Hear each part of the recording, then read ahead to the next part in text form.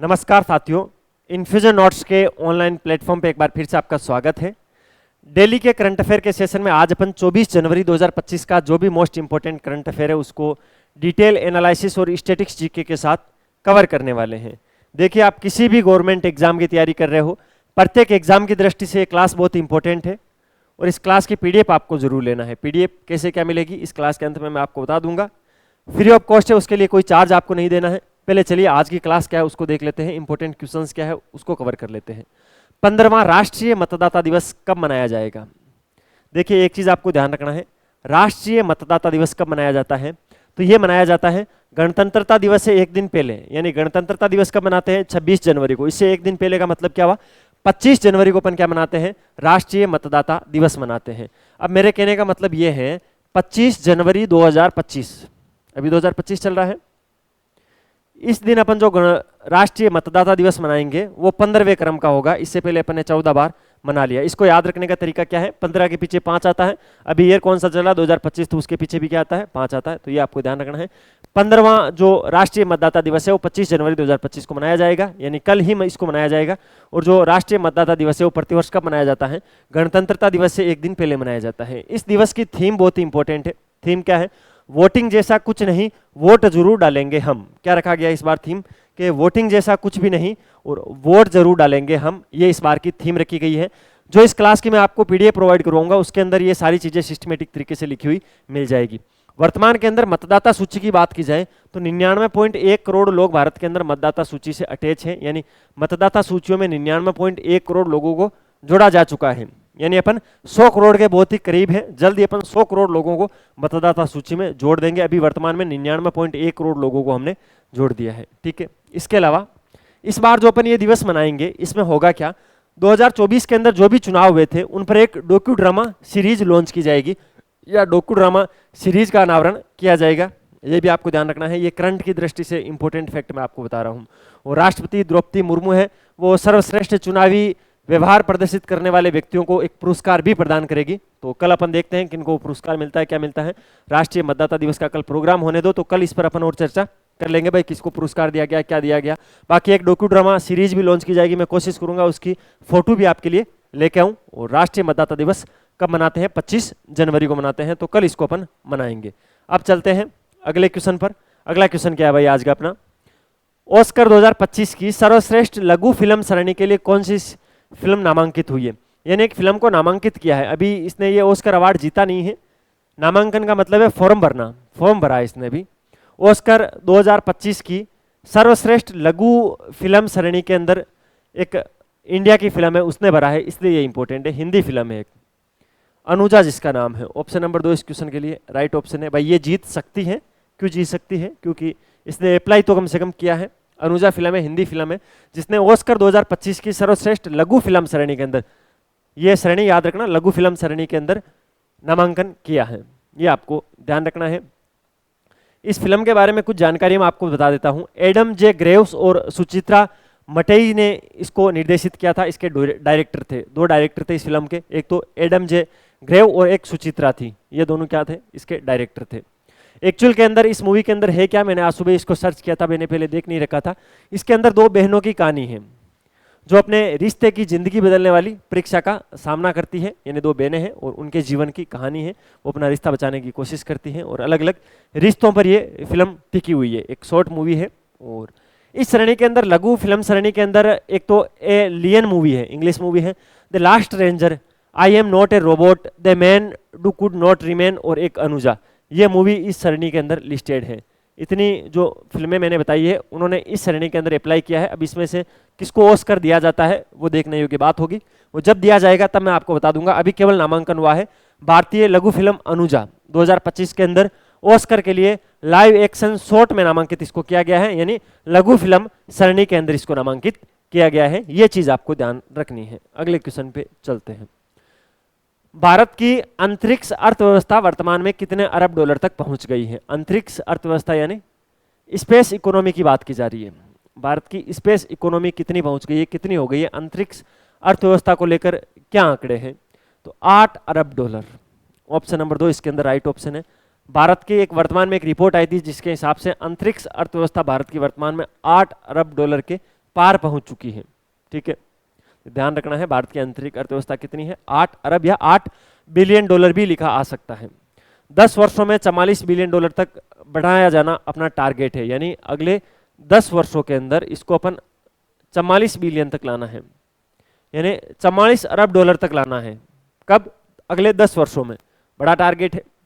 कैसे पूरा होगा इसको लेकर अगले 10 वर्षों के रोड मैप की बात की जाए तो गगनयान और चंद्रयान 4 जाएगा 2027 के अंदर, शुक्रयान जाएगा 2028 के अंदर, भारतीय अंतरिक्ष स्टेशन बनेगा 2030 के अंदर। ठीक है, ये जो इंपॉर्टेंट मिशन है इनके चलते अगले 10 वर्षों में अपन 44 बिलियन डॉलर तक पहुंचेंगे। अभी वर्तमान में 8 बिलियन डॉलर अपनी अर्थव्यवस्था है। ठीक है, ये चीजें आपको ध्यान रखनी है। वैसे भी बातें हमेशा बड़ी ही करते हैं हम, 10 वर्षों में देखेंगे होता क्या है। ठीक है, वैसे अंतरिक्ष के क्षेत्र के अंदर भारत ने बहुत ही अच्छा काम किया है। स्पेडेक्स हो गया और जो अलग अलग टेक्निक भारत स्पेस में लेके आया है उससे भारत की जो उन्नत क्षमताएं हैं उसका प्रदर्शन तो कहीं ना कहीं होता ही है। तो ये चीज भी आपको ध्यान रखनी है। 8 अरब डॉलर भारत की अंतरिक्ष अर्थव्यवस्था वर्तमान के अंदर है और अगले 10 वर्षों में इसको अपन 44 बिलियन डॉलर तक पहुंचाने की कोशिश करेंगे। अब चलते हैं भाई अगली स्लाइड पर। खेलो इंडिया विंटर गेम्स कहाँ शुरू हुए? ये गेम शुरू हो गए भाई, खेलो इंडिया विंटर गेम्स। अब इसके अंदर कौन जीतेगा क्या जीतेगा जब इसका समापन होगा तो एक दिन में एक साथ पढ़ा दूंगा। अभी इसकी शुरुआत हुई है लद्दाख के अंदर। ऑप्शन नंबर 2 इस क्वेश्चन के परिप्रेक्ष्य में राइट ऑप्शन है। लेह के एनडीएस आइस हॉकी स्टेडियम के अंदर ये शुरू हुए हैं और ये किस क्रम के हैं आपसे ये पूछे जाएंगे। 5वें क्रम के ये हैं, 5वें क्रम के खेलो इंडिया विंटर्स गेम है जो कि लेह के एनडीएस आइस हॉकी स्टेडियम के अंदर शुरू हुए हैं। भारत के 400 से अधिक एथलेटिक्स इसके अंदर भाग लेने वाले हैं जो कि वहां पर पहुंच गए हैं, लेह के अंदर पहुंच गए हैं। और इसके अंदर आइस स्केटिंग होगी। क्या होगी? Ice skating. समझ में नहीं आ रही है, हिंदी में बताऊं। बर्फ के अंदर जो पैरों के नीचे बड़ी बड़ी स्केटिंग लगा के वो स्केटिंग करते हैं, आपको पता होगा हाथ में डंडा लेके, उसको बोलते हैं आइस स्केटिंग। वो की जाएगी। 400 से ज़्यादा एथलीट जो आइस हॉकी से संबंधित है वहाँ पर पहुँच गए हैं। ठीक है, इसकी शुरुआत है वो सांस्कृतिक नृत्यों का प्रदर्शन करते हुए की गई थी जिसके अंदर मुख्य रूप से एक तो जबरो और एक चाप का नृत्य किया गया था। चाप का और जबरो ये 2 क्या है? नृत्य हैं। और इसके अलावा विदेशी पर्यटक भी इसके अंदर शामिल हुए थे। और इसका पहला चरण कब समाप्त होगा? 27 जनवरी को इसका पहला चरण समाप्त होगा। पहला चरण मैंने आपको बताया, इसका मतलब क्या है? ये 2-3 चरणों के अंदर संपन्न होने वाला है, इसका मतलब यही हुआ। 27 जनवरी को इसका पहला चरण है वो संपन्न होने वाला है और उसके बाद में फरवरी के अंदर गुलमर्ग के अंदर इसका दूसरा चरण खेला जाएगा। ठीक है, तो ध्यान रखना है गुलमर्ग। गुलमर्ग के अंदर फरवरी के अंदर इसमें सेकंड फेज होगा इसका, पी लिख रहा हूं ध्यान रखना है। और अभी जो चल रहा है वो कहां पर चल रहा है? वो चल रहा है लेह के अंदर। लेह के अंदर चल रहा है, लेह लद्दाख के अंदर चल रहा है। लेह का जो एनडीएस आइस हॉकी स्टेडियम है वहां पर चल रहा है। क्रम आपसे पूछ रहे हो तो 5वां बताना है। 400 से ज्यादा इसके अंदर एथलीटिक भाग लेंगे। अब कौन सा क्या मेडल जीतेगा वो जब ये संपन्न हो जाएगा इसके बाद में बता दूंगा। कोशिश करूंगा 27 जनवरी को इसका पहला चरण संपन्न हो जाता है, उसके बाद में क्या स्थितियां रहती है वो भी मैं आपको एक बार बताऊं। ठीक है, डेली आप क्लास के अंदर जुड़ जाया करो। करंट अफेयर का कोई इश्यू नहीं है, सारा करंट अफेयर में अच्छे से आपको कवर करवा दूंगा। कोई सा भी एग्जाम दे देना। अब जो बच्चा पिछले 5-6 महीनों से लगातार मेरी करंट अफेयर की क्लास देख रहा है वो जब आरएस का एग्जाम दे के आएगा तब उसको पता लग जाएगा कि इस क्लास की इंपॉर्टेंस क्या होती है। इसके अलावा मेरी एक राजस्थान करंट अफेयर की भी क्लास होती है, उसको भी आप जरूर चेकआउट कर लिया करो। बाकी अब आपको हमारा एप्लीकेशन डाउनलोड करना ही होगा। इन्फ्यूजन नोट्स के नाम से है, प्ले स्टोर पर जाकर इसको डाउनलोड कर लेना। वहाँ पर बहुत सारे बैच एक साथ शुरू हो गए हैं और सारे बैचों को सिस्टमेटिक तरीके से रन किया जा रहा है, तो आप एप्लीकेशन को जरूर डाउनलोड कर लेना। क्या क्वेश्चन है? गणतंत्र दिवस यानी 26 जनवरी पर डीआरडीओ किस विषय थीम के साथ अपने नवाचारों का प्रदर्शन करेगा? यानी मैं कहना चाहता हूं गणतंत्रता दिवस समारोह होगा, उसके अंदर डीआरडीओ अपनी एक झांकी निकालेगा। ठीक है, उस झांकी की थीम क्या है इस क्वेश्चन में ऐसा पूछा गया है। उसका विषय क्या है, उस थीम का विषय क्या है, ये आपसे पूछा गया है। क्या हो सकता है भाई? गेस कर सकते हो आप कि सर आप ऑप्शन ऐसे देते हो गेस कर ही नहीं सकते। रक्षा कवच उसकी थीम क्या रखी गई है? रक्षा कवच। डीआरडीओ की झांकी रक्षा कवच, बहु क्षेत्रीय खतरों के विरोध में बहुस्तरीय सुरक्षा इसकी थीम रखी गई है। तो आपको ध्यान रखना है रक्षा कवच, इसको शॉर्ट में मैंने आपको लिखा है। पूरा क्या है? रक्षा कवच बहु क्षेत्रीय खतरों के विरुद्ध बहुस्तरीय सुरक्षा।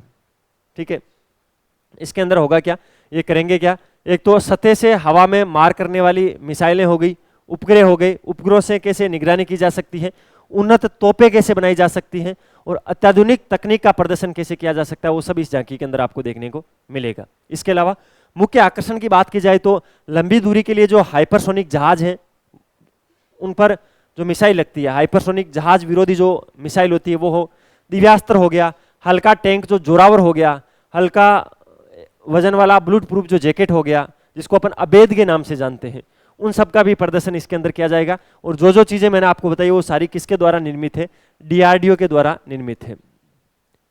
पता है आपको डीआरडीओ भारत के लिए रक्षा हथियार मुहैया करवाने का काम करती हैं। और मुख्य आकर्षण के अंदर मैंने एक तो क्या बताया था, जोरावर टैंक बताया था, एक हल्का एक बुलेट प्रूफ जैकेट आता है जिसको अबेद के नाम से अपन जानते हैं, ठीक है, हाइपरसोनिक जहाज विरोधी मिसाइलें हो गई, इन सब का प्रदर्शन करेगा इस झांकी के अंदर। और इसकी थीम क्या रखी गई है, रक्षा कवच बहुक्षेत्रीय खतरों के विरुद्ध बहुस्तरीय सुरक्षा। तो ये चीज आपको ध्यान रखनी है। इंपॉर्टेंट जो 26 जनवरी पर झांकियां होती है पूरे साल उन पर क्वेश्चन पूछे जाते हैं कि किस झांकी की थीम क्या थी। चलिए अगला क्वेश्चन, सुभाष चंद्र बोस आपदा प्रबंधन पुरस्कार 2025 किसने जीता? मैंने आपको बताया था भाई, सुभाष चंद्र बोस की भी जयंती आई थी, पराक्रम दिवस अपन इस दिन मनाते हैं, ये भी मैंने आपको बताया था कि नहीं बताया था। तो अब एक पुरस्कार दिया गया है, वो किसको मिला है, तो भारतीय राष्ट्रीय महासागर सूचना सेवा केंद्र, जिसको शॉर्ट में INCOIS बोलते हैं, भारतीय राष्ट्रीय महासागर सूचना सेवा केंद्र ने इस बार क्या जीता है, सुभाष चंद्र बोस आपदा प्रबंधन पुरस्कार 2025 का खिताब जीता है। तो आपको ध्यान रखना है, भारतीय राष्ट्रीय महासागर सूचना सेवा केंद्र जिसको INCOIS बोलते हैं। और इसकी हेड ऑफिस कहां पर है ये आपको ध्यान रखना है, हैदराबाद के अंदर इसकी हेड ऑफिस है, हैदराबाद में इसकी हेड ऑफिस है। और इन्होंने 2025 के लिए सुभाष चंद्र बोस आपदा प्रबंधन पुरस्कार जीता है। सबसे इंपॉर्टेंट चीज, इस पुरस्कार में दिया क्या जाता है, तो 51 लाख रुपए दिए जाते हैं। क्या दिए जाते हैं, 51 लाख रुपए का पुरस्कार दिया जाता है। तो ये चीज आपको ध्यान रखनी है। आपदा तैयारियों को मान्यता प्राप्त है, इसको बहुत ही अच्छी संस्था है, जब भी आपदा आती है तो सबसे आगे ये खड़ी मिलती है, ठीक है। आपदा से संभावित जो भी सुनामी क्षेत्र जो होते हैं इन पर ये विशेषकर काम करती हैं। और जो भी जहां पर भी सुनामी आनी होती है वहां पर चेतावनी से देकर रेस्क्यू तक हर चीज के अंदर ये काम करती है। अभी यूनेस्को ने भी इसको सराहना दी थी, ठीक है, यूनेस्को ने भी बताया था कि बहुत ही शानदार संस्था है। और 51 लाख रुपए हैदराबाद के अंदर जो भारतीय राष्ट्रीय महासागर सूचना सेवा केंद्र है उसको सुभाष चंद्र बोस आपदा प्रबंधन पुरस्कार के माध्यम से दिए गए हैं। अगले क्वेश्चन पे चलते हैं भाई, हाल ही में भारत के किस शतरंज खिलाड़ी ने शीर्ष स्थान हासिल किया और विश्व स्तर पर चौथे स्थान पर पहुंचा? यानी इस क्वेश्चन को थोड़ा आप देखिए, इस क्वेश्चन की लैंग्वेज को पकड़ने की कोशिश कीजिए। इस क्वेश्चन के अंदर बात ऐसी की जा रही है कि ऐसा भारत का कौन सा शतरंज का खिलाड़ी है जो भारत के अंदर तो फर्स्ट रैंक पर है और विश्व स्तर पर चौथे रैंक पर है, ऐसे आदमी को आपसे पूछा गया है, ये चीज पूछी गई है। और वो है डी गुकेश या गुकेश डी, जिसको अपन बोलते हैं। ऑप्शन नंबर 3 राइट ऑप्शन है। ये शतरंज के खिलाड़ी हैं, 18 वर्ष के हैं डी गुकेश। और अर्जुन एरिगेसी को इन्होंने अभी वर्तमान में पीछे छोड़ा है। अर्जुन एरिगेसी के भी वर्तमान में पॉइंट है 2779 पॉइंट है, 2779.5। ये मैं पॉइंट किसके बता रहा हूं, जिन्होंने इनको पीछे छोड़ा है, यानी जो अर्जुन एरिगेसी है इनको पीछे छोड़ा है। इसका मतलब डी गुकेश के अंक कितने हैं, तो इनके हैं 2784, ये डी गुकेश के अंक है, तो ये निकले हैं आगे, ठीक है। और ये रैंकिंग जो फाइट की रैंकिंग आती है FID जो लिखा होता है, फाइट की रैंकिंग है उसके अंदर चौथा स्थान है। और सर्वोच्च रैंकिंग वाले भारतीय शतरंज खिलाड़ी है वर्तमान के अंदर। अभी एक टाटा स्टील टूर्नामेंट चल रहा है, उसके अंदर विंसेंट कीमर को इन्होंने हराया था, उसके बाद में इनको ये उपलब्धि मिली है, ऐसा मान लो आप, इनको ये स्थान मिला है। किसको हराया है, टाटा स्टील टूर्नामेंट के अंदर विंसेंट कीमर के खिलाफ जो जीत हासिल की थी, या विंसेंट कीमर को जो हराया था, उसके बाद में डी गुकेश है वो चौथे स्थान पर आ गए हैं विश्व के अंदर। और भारत के अंदर तो पहले स्थान पर है ही। इंपॉर्टेंट चीज ये है, इन्होंने हराया तो विंसेंट कीमर को है, लेकिन पीछे किसको छोड़ा है, अर्जुन एरिगेसी को पीछे छोड़ा है। और दोनों के अलग अलग अंक मैंने आपको बता दिए हैं, पहले 5वें स्थान पर थे, अब चौथे पे चले गए हैं, और एरिगेसी अब 5वें स्थान पर चले गए हैं, तो इसको आपको ध्यान रखना है। अगले क्वेश्चन पे चलते हैं। हाल ही में तेलंगाना सरकार ने किस कंपनी के साथ मानव रहित हवाई प्रणालियों के विनिर्माण सुविधा स्थापित करने के लिए समझौते ज्ञापन पर हस्ताक्षर किए हैं? देखिए, एक तो मानव रहित हवाई प्रणालियों के लिए विनिर्माण सुविधा का मतलब क्या हुआ कि ऐसा एक कारखाना ओपन करना है जिससे कि मानव रहित हवाई प्रणालियों का वहां पर विकास हो सके। तेलंगाना सरकार ने किसके साथ किया है, तो JSW डिफेंस के साथ किया है। JSW के जो प्रमुख है वर्तमान के अंदर कौन है, पार्थ जिंदल। पार्थ जिंदल और तमिलनाडु के वर्तमान में मुख्यमंत्री हैं रेवंत रेड्डी, इन दोनों ने इस समझौते पर हस्ताक्षर किए, इस एमओयू पर हस्ताक्षर किए हैं। विश्व आर्थिक मंच पर ये समझौता हुआ है, ठीक है, ये चीज आपको ध्यान रखनी है। लेकिन ये कितने रुपए का समझौता हुआ है? 800 करोड़ रुपए का समझौता हुआ है, ठीक है। जेएसडब्ल्यू ने ये 800 करोड़ का समझौता कर लिया, लेकिन इस कारखाने को स्थापित करेगा कौन? तो अमेरिकी रक्षा प्रौद्योगिकी कंपनी है, उसकी सहायता से इस कारखाने का स्थापन होगा, जिससे कि मानव रहित हवाई प्रणालियों का इस कारखाने में विकास होगा। तेलंगाना सरकार ने इसके लिए समझौता किया है, 800 करोड़ रुपए का समझौता है। जेएसडब्ल्यू डिफेंस के साथ ये समझौता हुआ है। जेएसडब्ल्यू के पार्थ जिंदल और तेलंगाना के मुख्यमंत्री रेवंत रेड्डी ने मिलकर इस समझौते पर हस्ताक्षर किए हैं। किस पर? विश्व आर्थिक मंच पर इस समझौते को किया गया है। तो ये था भाई 24 जनवरी 2025 का मोस्ट इंपोर्टेंट करंट अफेयर, जिसको मैंने डिटेल एनालिसिस और स्टैटिक्स जीके के साथ कवर करवाया। अगर आपको वीडियो की क्वालिटी, कंटेंट की क्वालिटी और हमारी मेहनत अच्छी लग रही है तो लाल वाला बटन दबाकर चैनल को सब्सक्राइब जरूर करना, बेल वाला आइकन प्रेस करना। उससे क्या होगा, नए वीडियो की नोटिफिकेशन आपको सबसे पहले मिलेगी और मुझे मिलेगा मोटिवेशन। अच्छे अच्छे कमेंट कर दिया करो यार, जिससे मुझे अच्छा लगता है। पीडीएफ आपको लेनी है, पीडीएफ कैसे लेनी है? तो ये नंबर है 9887809083, ये मेरी टीम के नंबर है। आपको इस पर मैसेज करना है कि सर जो आपकी डेली की करंट अफेयर की क्लास होती है उसके में पीडीएफ चाहिए। बिल्कुल फ्री ऑफ कॉस्ट आपको पीडीएफ मिलेगी और डेली यहाँ से पीडीएफ अपना आप मिलती रहेगी, फिर आपको डेली मैसेज करने की जरूरत नहीं है। मिलते हैं कल फिर नए सेशन के साथ, तब तक अपनी तैयारी जारी रखो, अपने स्वास्थ्य का ध्यान रखो। टेक केयर, जय हिंद।